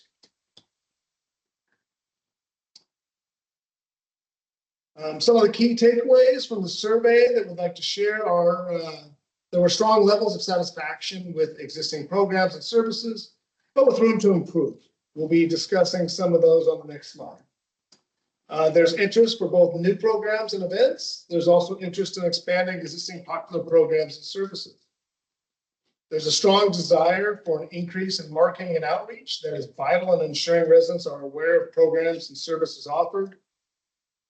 There are program limitations due to high demand and quick fill-up times, which lead to frustration and disappointment. But not for Paul, because Paul got into the swim list. I had like 2 alarms. Thank you. There we go. With over 600 responses to this question, this table encompasses some feedback on our current programs and how the community feels we are doing. Real quickly, I wanted to note that there's a neutral section in the neutral or not applicable column that reflects participants taking part in the survey that they're not familiar with the program offered, right? So that neutral or not applicable area, and you can see this as we look at some of our smaller, more targeted programs. They have higher percentages in those areas, like some of our smaller, more targeted areas, like our preschool and our adaptive rec and our which was the other one? The youth before and after school care. Yes, those have higher levels on that, not applicable area because people just aren't familiar with those and or don't use those programs. So as we look at the overall satisfied and unsatisfied columns, we notice a few things I wanted to point out. Overall, you can see that the satisfied side is greater than the unsatisfied side, and there is room for improvement. Looking at the 2 columns on the right, we see that there is a higher level of unsatisfied with the aquatic pool, fitness, wellness, sports, and youth summer camp programs. They have just a little bit higher unsatisfied numbers. The feedback from the community indicates the need for increasing programming, with the community asking for more of these: more events, more programs, and more opportunities to participate in a variety of classes, programs, and events. So what we saw and read in the feedback from the survey, sort of verified exactly that there is frustration with those specific programs because of some accessibility, hard to get into, and they would like more of them. We kind of talked about the farmers market, which was great, but I always don't mind bringing this one up again. Down there on the bottom left, it was kind of fun to see there's a high level of participation in the market, as well as, they enjoyed it, right? Which is really good. Because there's, like, when you look at the neutral, only 21% of the folks in that neutral, that's the lowest one. So most people have at least some familiarity with the farmer's market, which I thought was just a pretty neat thing to see. Your senior center looks good too, right? Yeah. Yeah, it's a great story. Thank you for pointing that out. For those who've been around, you may recall, we became the direct operator of the senior center in 2017, 2018. It was a contentious, to say the least, environment down there. There was a third-party operator who had long done it. The center was feeling very exclusive. You were either sort of in the group or out of the group.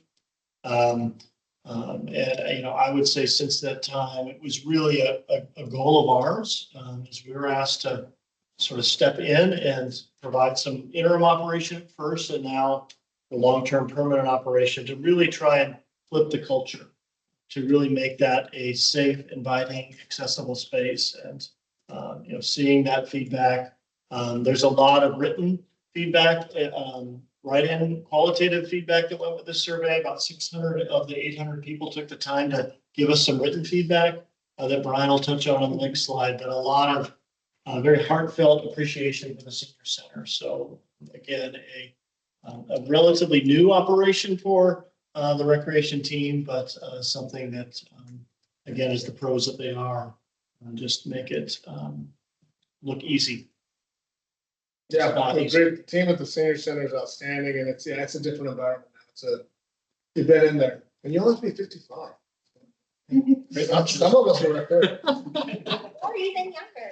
Yeah, exactly. Yeah, there's anybody's welcome, and they do have great lunches. So yeah, they really do have to go Tuesday through Friday. It's cooked by the staff at the senior center, and what was that, $6 bucks? So Do they party? No, they don't. They don't. I love it. If you go to the next slide, there we go. Through writing questions asking what would increase customer satisfaction and program ideas customers would like to see, 4 strong threads came out through this feedback. First, there's a desire for more community events and social activities that bring people together and connect our community. We also see an interest in more arts, cultural, and environmental programs. They just really stood out. People wanting to come together, wanting to have more sort of diverse programming in the arts, culture, and environment. Next, 2 prominent age groups stood out. Additional teen and senior programming is highly desired. As witnessed by dodgeball. Exactly. Yeah. Exactly. Yeah. That middle school age is something that we're continuing to develop our relationship and engage with the school district, and figure out how can we be a real partner and an asset to them for either after school middle school activities or evening middle school activities. Dance really well too, I think. Yes. Yeah, we just brought the dances back last year. It's just what brings back memories of stuff, right? It's fun, and the kids have a great time, and yeah, it's how do we keep those not having idle hands, right? I think it's that, having kids have those activities in that middle school age is such an important one to keep them busy and active and engaged with something that's positive. There's a strong desire for increased sports and fitness opportunities, including more recreational sports, health and fitness classes and programs, additional sports facilities, and additional fitness equipment in the community center. The sports and fitness also had a lot of crossover with the teens and seniors, where a lot of those same desires for that programming was also in the teens and seniors category as well. So, or that middle school age where competitive sports aren't necessarily the track, but there's still a desire for you know, how might we do an intramural type, you know, sports for that middle school age. Absolutely. Absolutely. Tim's got his hand up. Oh, yeah, Tim. Hey, thank you. Yeah, so you've put a lot of numbers up here and we've talked about usage. I know places like the senior center, the pool, the community center, especially the pool and the community center, they track traffic going in and out.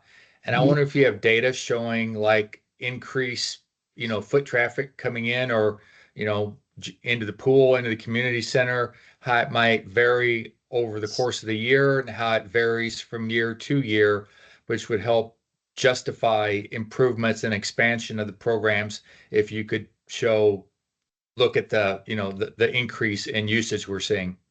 I like to stall at max though, unfortunately, like the pool isn't like every single swim lesson's full all the time. Yeah, it is pretty full, but we can track, we have to do a little digging because we have it all registers to the registration program, except for our drop-ins and such. There's drop-ins that don't get tracked, so there would be some traffic there we wouldn't. But yeah, no, that's a good one. I took a note of that. Thank you, Tim. I have a question about the teen programs. Do we have any way of actually serving kids or having a community board of kids that have opinions on programs and, you know, like the idle hands thing? Asking the middle schoolers what would be interesting, because as we know, things have changed so much. Oh, totally. And we do some of that. Are you familiar with our youth advisory forum? No, that's what I'm asking. Okay, good. Yeah, we have like 40 or 50 kids. Oh, great. Representative of all middle schools and high schools. They come together. It's more of a leadership program is really what it is. Okay. And then they also plan a particular program. It's been around. So I was talking more about the enhancing sort of more familiar stuff for you Yeah. overnight, but the youth, it'd be even fun to have them come in and talk just about That'd be that amazing. program in the years because it does some phenomenal work. It's touched kids' lives in so many different cool ways. Yeah, it's a really And cool. in that outreach of that advisory board, you know, like if you look at the ASBs at middle school and high school, they are the kids that are already leaders.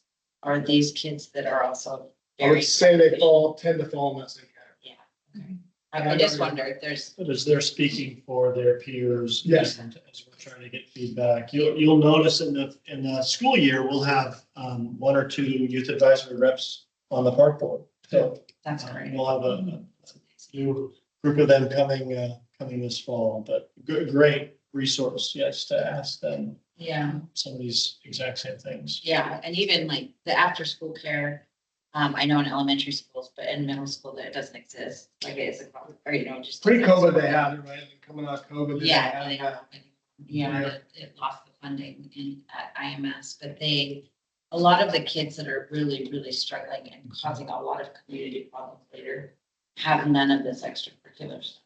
And so it may be an idea to talk, the principal I know is super open to all of this, but having a couple of kids that are leaders that are not on ASP, but that are struggling populations. Jay-Z, yeah, Yeah, I can. It's yeah. good, man. They're getting it, the vice principal at IB is gonna be the VP at IMS this next year. She's Amy Benson. Yes, I heard that. That's awesome. Yeah. Don't let me hear her. Yes, oh my gosh. Yeah. That's outstanding. As mentioned in earlier slides, there's also a strong desire for swim lessons, increased pool capacity, and additional aquatic facilities. Go to the next one. Thank you. Moving forward, enhancing recreation programs is an ongoing effort. It's rooted in our past, it's driving our present and shaping our future. This is not a one-year task, but a continual journey to enrich the lives of our residents through quality recreation services. Some of our key next steps are to assess feedback given in the survey and identify the areas most requested by the community and to examine opportunities for future programs. We're going to develop budget and resources to support additional programming. Working to develop our budget so that we can support additional programming. Maintaining an open mindset regarding program implementation and paying attention to the existing programs and their life cycles. This is acknowledging when a program may have reached the end of its life or began to feel a little stale or stagnant. If so, staff will need to evaluate whether or not it's time to allocate those programs' resources into other programming or new opportunities, right? So that's kind of somewhere you always have to pay attention to. Jeff mentioned it with the soccer, right? as you're seeing things start to decrease, and there was already, that need was already being filled with the community. At a time, we were very relevant in that need for filling that. And then we got to a point where it wasn't as much needed. So always evaluating things to see that if they do slow down, to become, sometimes like we talked about, the horse is dead, sometimes you're gonna jump off it, right? So if the program, everything has a life cycle, and sometimes you can reinvigorate those, and other times it just sort of ran its course, or somebody else in the community. Often what happened is we introduce people a lot of times to things for the first time. We're not trying to own any industries. We do introductory karate classes. If you really want to go do karate, well, by all means, go to a karate club, right? But we like to introduce people at a price they can afford and to see if they really like it and enjoy it. That's kind of a lot of times what we do is we fill a lot of gaps in experience. Lastly, developing a cadence for engaging with the community about recreation programs and services and making it part of our planning efforts. That reaching out to the community through our survey, hearing back from the community, doing some of this outreach where we're talking to people. And I get a little bit more just, we have a pretty good flavor because we listen to the customers when we're talking to them, when they come into our buildings, when they're in our programs, we listen very, very well. But to actually engage it and reach out for it is something that we found very beneficial. We've got some great feedback from this most recent survey. People engaged with it. We got a lot of responses. So yeah, we found it to be very, very valuable. We want to continue doing that, on a maybe every 3 or 4 year type of process to just sort of, hey, how are we doing? Are we doing the things you want us to be doing? What else would you like? And in all fairness, it's a real cheap way to get some great ideas. Sometimes people just, hey, why don't you? I love why don't you? Like, I don't understand why you guys don't. My ears always pop up because that's when you get some great ideas sometimes. Because someone say, why don't you? You're like, what the heck? Yeah, I think maybe we should do that. Hey, why don't you use our Do it. Bring it. rangers? We have 1 or 2 now. 2 rangers, one full-time and 1 part-time. We do. Yeah. Use them for, Junior ranger. oh, like a junior ranger program, yes. For a lot of boys, girls don't like the sports or are into the sports. They could go out. Rangers, very educational. It would be additional people in our parks helping with what the rangers do and maybe developing career aspirations. I don't know who the rangers are, but give them one. I love it. I love it. Yeah, they're doing a number of education outreach, speaking opportunities. Casey's leading a family hike in a couple of days through Tradition Plateau, and so they're working on that programming. But yeah, I hear you. Actually, that's what I thought it was. I talked about it. You talked about it. Yeah, these kids on hikes, and I thought we need programs for the boys and girls that don't have anything to do. And if they could become a junior ranger and or something and learn about the trees and the streams and help the rangers with their jobs. Sort of getting out of those traditional modes of programs like you do Yes. certain things, yeah. Because like I said, you touched on those people, some of those youth are already involved. So how do we get the ones that aren't involved? Do you have any connection to the teen garage?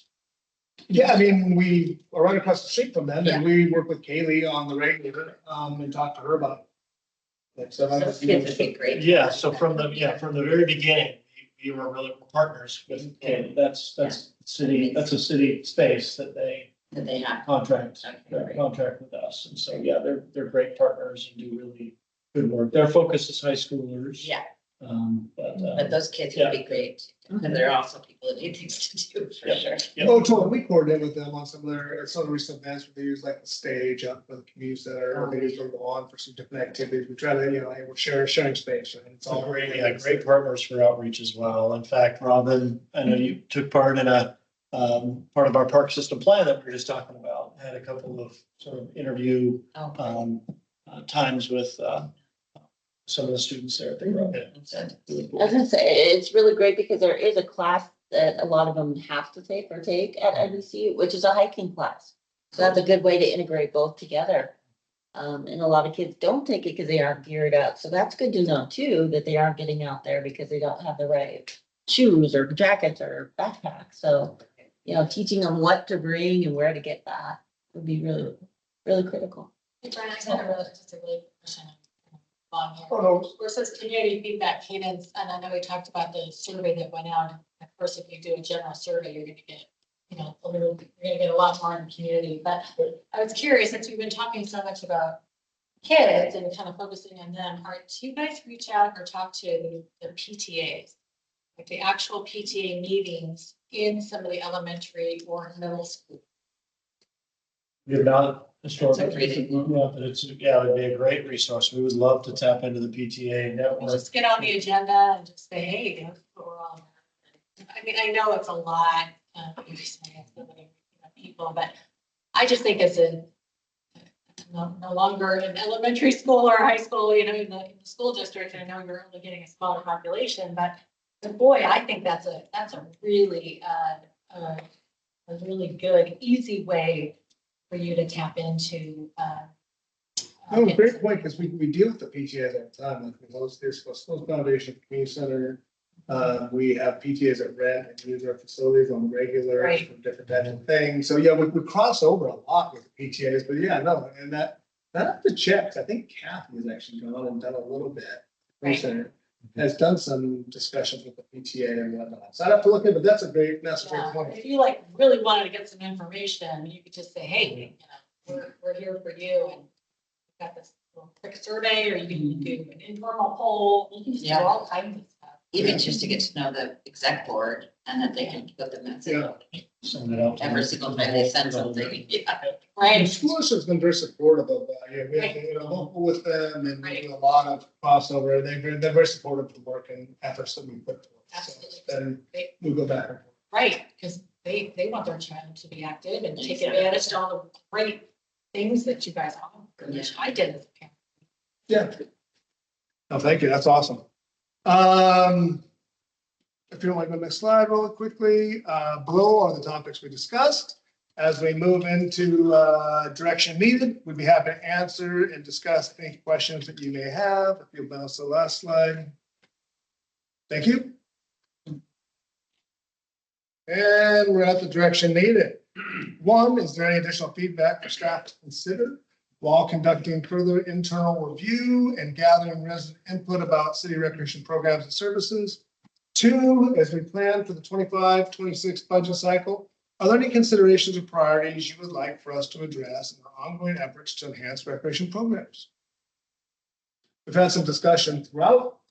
I mean, but, you know, always, and it goes, you know, the way we work is it goes beyond the meeting too. I mean, you know, you guys know us all well enough. If you hear things or ideas, you shoot us an email, give a phone call, always happy to discuss and talk about different ideas. Like I said, I don't know if I'm the world's best idea generator, but I know good ideas when I hear them. So I love to hear good ideas. So. I got a question. Yeah. Actually spurred by your comment, but Gibson Neck kids, they have like these internship programs. Yeah, we're still. We bring them. Perfect. We've had some done at the senior center, pool, community center, yeah. Arts. Arts, Oh, right, arts, yeah. Urban forestry. They, you know, Yeah, pull from a different group of kids.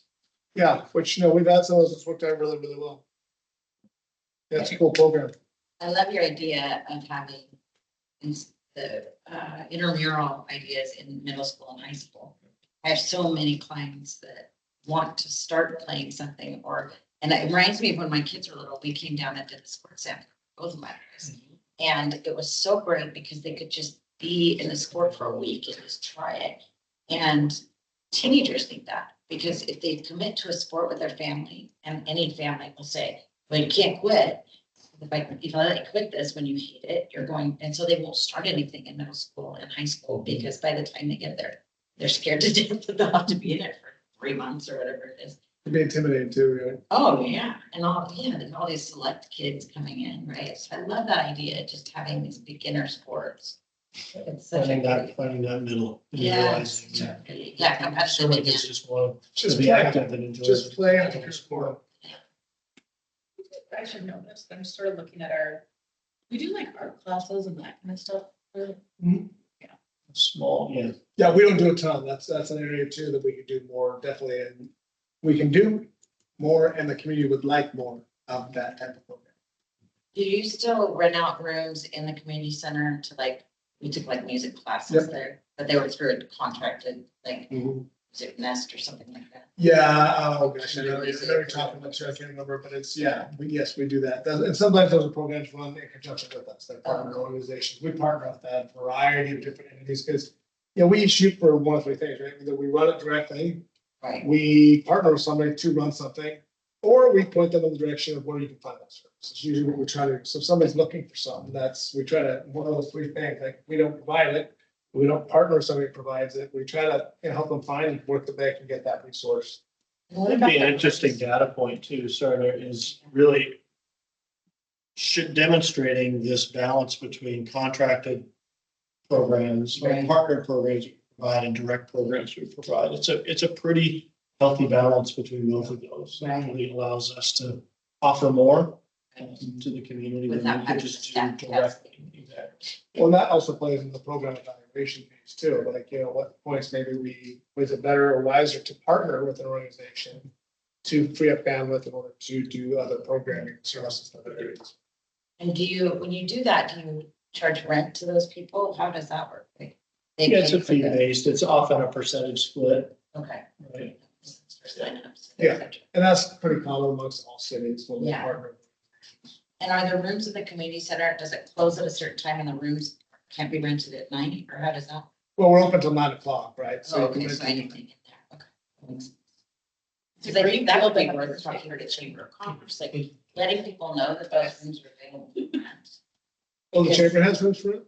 No, the community center. does. Oh, yeah. Letting the chamber, letting the networking groups in Issaquah know, because there's like, I think of therapists that just have this tiny little office. They're always looking for rooms to do groups and things like that, and knowing that they could partner with you to provide something like that. So that was one of our procedural sort of reviews we're doing, is taking a really holistic look at how are all of our facility rentals. So all the room rentals at the community center, the senior center, Right. and a number of other buildings, and creating sort of a one-stop resource guide and making sure we. And really benefiting the Issaquah businesses, Exactly. right? And Exactly. Big time. that'd be amazing. Brian, I just have Yeah. feedback on internal review and gathering resident input. So maybe you can go to the survey. So you called it out earlier, the way that neutral and not applicable is. Yeah. Is this the way that you combine the results or the way that you repose the question? I'm just curious if we're distinguishing indifference from they're truly not applicable to you. Like I don't have to go to the senior center, or maybe I'm a senior person, but I don't care about the senior center. Yeah. So to kind of like distinguish indifference from truly not being applicable, and if there's an area where we can truly understand the problems, like as an example, the aquatics pool program looks like there's 50% that are satisfied and very satisfied. If you're sort of a half glass full person. And then, but you can also say that if you're a glass empty, oh, it's 13%. Right. But then you look at the senior center, it's 40, about 40%, which is lower than the aquatics pool program in terms of satisfaction. So it just doesn't tell the full story if sort of the neutral, not applicable is skewing the resources. Like you mentioned earlier, the marketing need, is it because we're not reaching the right demographic versus we're just, they're just because they are indifferent from the programs and they're not finding it, they're not being made aware of these programs versus they're truly not, there's no more demographic to reach because you've reached saturation for that particular market. You're deploying the program. Andrew, you touched on something, spot on. You're absolutely right. And unfortunately, the way the survey question was asked, we can't differentiate what is neutral versus not applicable, but it's definitely something we want to take a look at as we get into the habit of posing these questions and having these surveys, is dig a little deeper and being able to differentiate. Are you neutral to that facility or program, or truly, is this just not apply? I'm not familiar versus, and I really do think it's so. We, unfortunately, with this, can't distinguish between that relatively high percentage in the middle. Yeah, it's actually, I took this survey and I've made the comment on previous surveys before, but you really need on program specific stuff, like you need a 6th column that is a thing that just says, I do not utilize Correct. or have this service. Because I was taking this and I was like, if I put neutral, am I taking away from, as you look at the results, and I see the results, but as I was putting neutral on things, I have no clue about the senior center. I've never been inside it. Correct. And I'm like, if is my survey result going to impact how the senior center may get resources in the future? Yeah, that's As a citizen, great feedback. Yeah. That's great feedback, because, we want to be more, get more clear on that. You're going to allocate resources based on what's going on. Very high. Yeah. No, it won't be that nuanced, right? But, really good feedback, really good feedback. Andrew, yeah, both of you spot on examples that, We also do surveys for people that have signed up for programs and actually been through the programs. Okay, so that's what it is. Yeah, we do feedback for the program participants, those are ongoing, and we can really dive into some of that directly. How was your experience? As Brian highlighted, we really, as we look at enhancing rec programs, there's these two big buckets that really define the experience of a rec program. It's the processes of signing up, registering, are you getting the information you need and want and know where to show up, and then the program itself, right? And I think as the team is really diving into this, it's how do we look at both of those really important factors of any and all program experience, whether it's a concert in the green or whether it's a swim lesson. It's so hard too, because with surveys, the things you find out the most are the negative. Like people that are fired up will do the survey before the person's super happy. Yeah. It's just the way it is. Well, it's funny, I've even reading through it, sometimes, you talk to staff and they'll pull up a one negative comment on like 300 comments. Did you see somebody said, it's like, that was one comment. Yeah.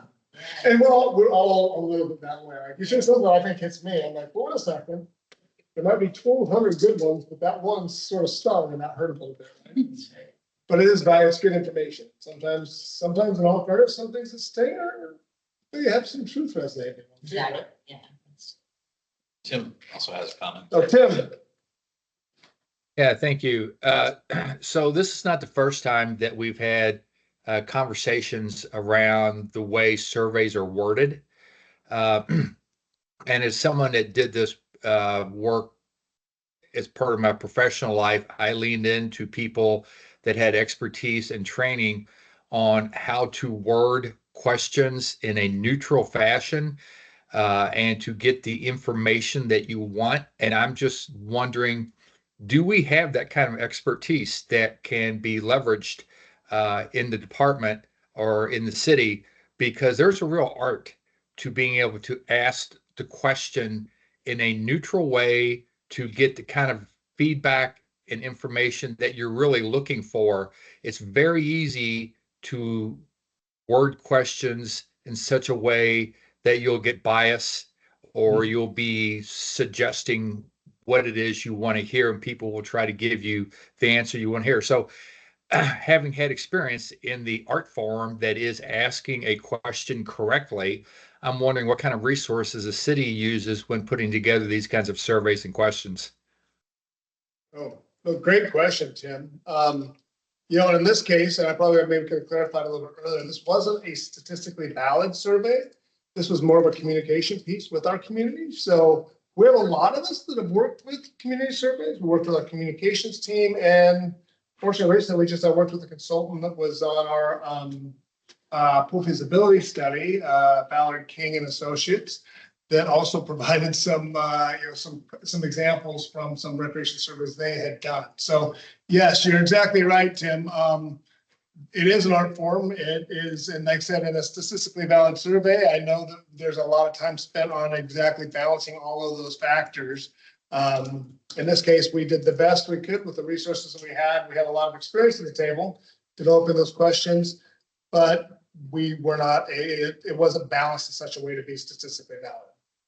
And Tim, if I could add too, because you're absolutely right. I think there are professionals, much like yourself, that did that, we do not have that. We do not have that level of skill internally. And so something we've talked about as a department as we do surveys do we need to look at, again, sort of that cost benefit of spending some money, having some external survey writers in some of the key surveys that we've been doing, where we've really relied on very well-meaning, well-intentioned, internal capacity, but we, only have so much sort of level of expertise. And so that becomes that budget balance that we'll be looking at, whether it's surveys related to some of our park projects as we, will continue endeavoring in that really important community engagement, or recreation surveys. The same thing applies, right? If we want that kind of skill, we're going to need to pay for it. Well, Jeff, I've recently heard we have that skill level and expertise on our park board. Yeah, well, so the key is, be careful how you ask the question, then be careful how you interpret the results. Because if you ask the question and it's got a little bias built into it, and then you overinterpret the results, you can really skew what the truth is on a particular issue. Most of you, I think, probably understand this. It's more challenging than you would think, and I understand that things are done with the best of intention. But the data is out there. It's very clear that you have to be very careful how you ask questions and then how you interpret results. So just wanted to put that on the table. Oh, thank you, Tim. Absolutely. Very good.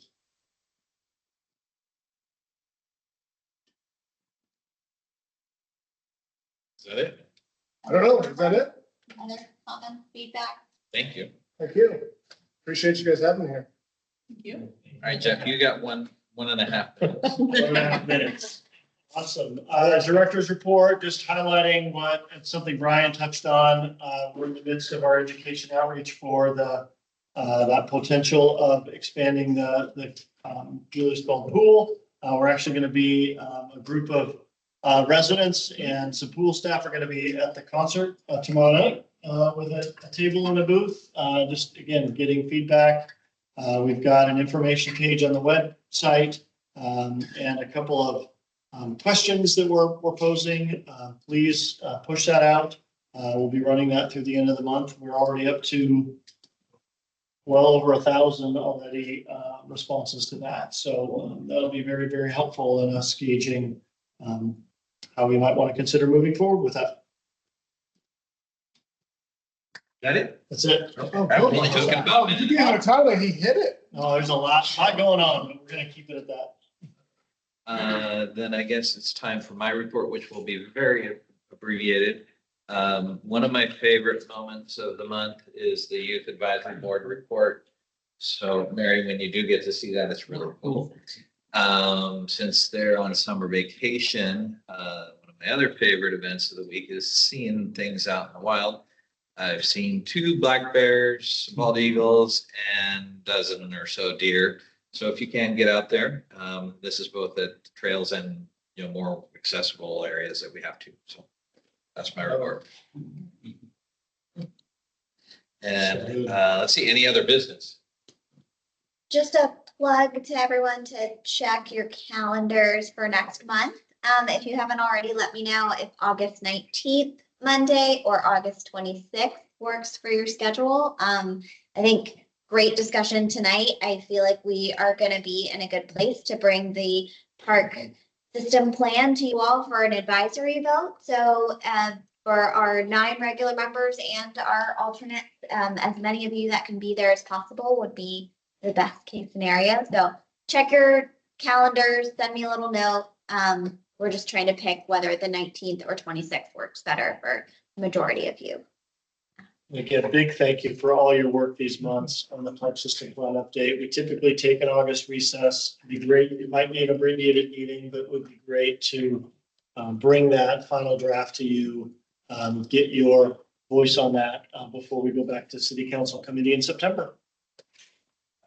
I will be gone for either of those dates, both of those dates. Okay. So we'll just, not that it's that hard of a job, but somebody will need to chair the. Awesome.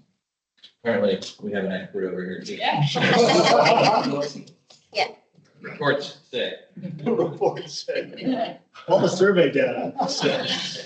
Yeah, did you ask if it was neutral or edited? Okay, so with that, the meeting is adjourned. Thank you. Thank you so much, everybody. Have a great night. Oh, you're pretty good. Stock. Nice, right?